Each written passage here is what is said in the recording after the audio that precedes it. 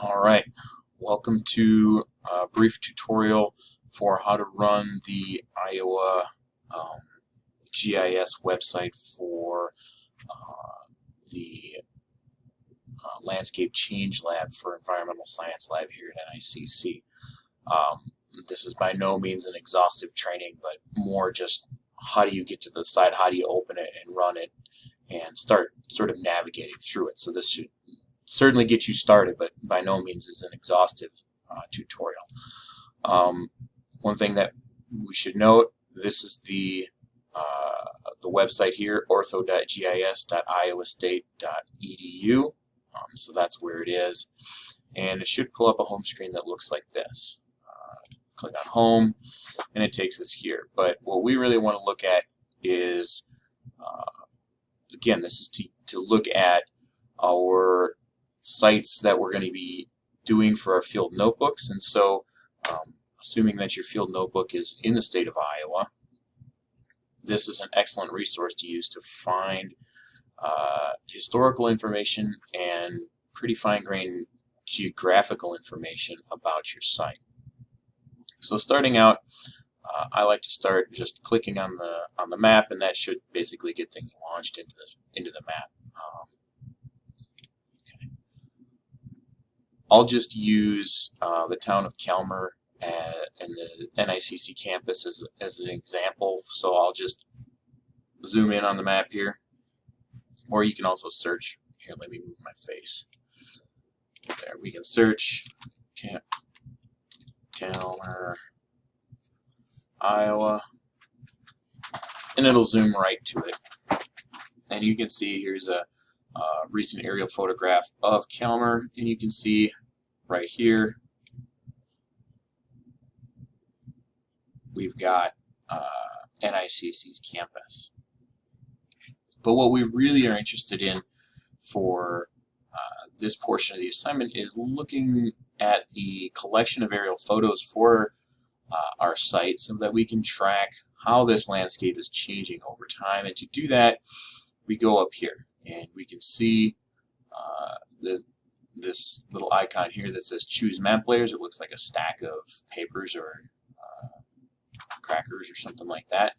And what we get is this drop-down menu that says choose map layers, and it has a few of them clicked. So it's got political boundaries, roads, streams, things like that. And currently we're looking at a 2019 aerial photograph of this site. But as we scroll down, we can see that we have a number of different years of photographs to choose from, and we can see that, not unexpectedly, there are plenty of photos, aerial photos, in the recent past. New technology means that taking high-quality aerial photographs is pretty easy. So it's, again, for this assignment, I'd like you to be taking at least one image per decade, and if there's a specific event that happens on site that you can track more closely than that, I'd love to see that too, but at least one per decade. As we get a little older, though, we can see that the numbers of aerial photographs available starts changing. So here after 2002, now we've got some from the 1990s. So we'll click off that, and here's our screen for the 1990s, it says. If we go back, let's zoom in south of campus here. So again, here's NICC's campus. Here's the Dairy Center. This is where my office is. If we click on 2019 again, we can see that the Dairy Center is pretty well established as a facility right here. I'm not sure exactly when the Dairy Center was built, but we'll be clicking turning off, and we can see that the Dairy Center is not complete at this point. So we can track these changes over time. Again, this is recent past, but still we can see these changes that occur over time.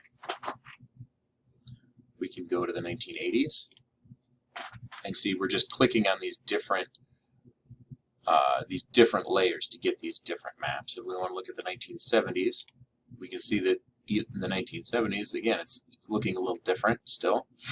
This must be fairly early 70s because it looks like NICC's campus is still in construction here. 1960s. This is the space where NICC currently is, and you can see that from this photograph anyways, we can see that there's nothing there but a field. We can go all the way back to the 50s. Same again, still a field. Excuse me. And the earliest aerial photographs for Iowa, at least on this website, are in the 1930s. But you can see even there, the field looks significantly different. So we can track the changes of this site over time using these bits of photography as evidence and start telling the story of what our site looks like. We have this 1987 map which we can overlay, which is, you know,